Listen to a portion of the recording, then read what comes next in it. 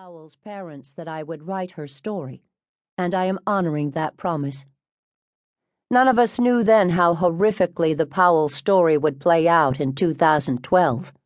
Had I known, I probably would not have attempted it.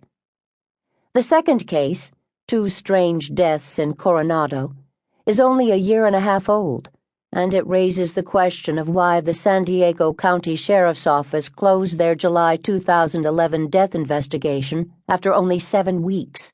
There are myriad theories on how and why Maxfield Shacknai, 6, and Rebecca Zahau, 32, perished in a billionaire's mansion in Coronado, California, within 48 hours.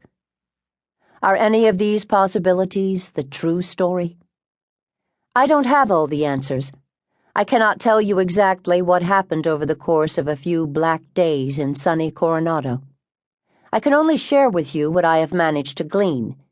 This case made sweeping headlines and was the subject of numerous newspaper articles and television and radio reports, as well as a surge of gossip in the popular resort area where it took place. And then, almost as suddenly as it happened, Max's and Becky's deaths faded to newspapers' inside pages and from the top of the news, only to be quickly replaced by other mysteries, leaving family members of the deceased with an overwhelming sense of emptiness. I am still wondering what could possibly have happened to two very unlikely victims. And I am not the only one still pursuing answers in a baffling case that cries out for a final chapter.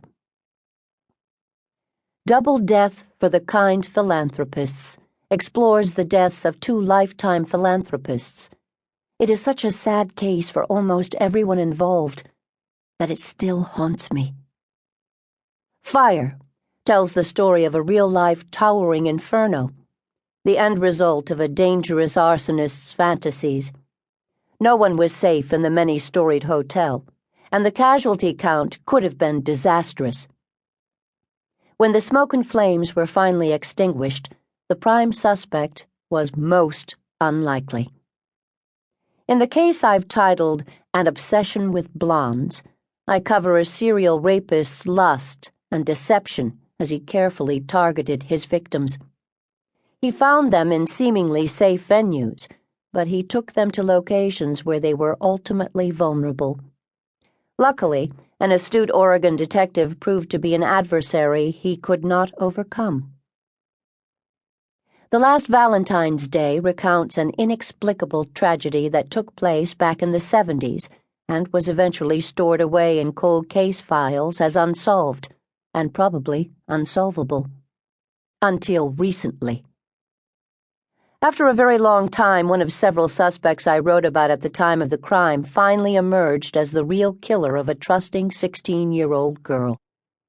The man who loved too much describes a murder case that embodies the familiar and selfish threat: if I can't have you, then no one can. Those words can be an idle warning, but too often they are voiced by someone who means every word. Human beings are not possessions to be caught in an inescapable net. In this case, what once was love gradually became desperate entrapment for a frightened woman named Sue Ann.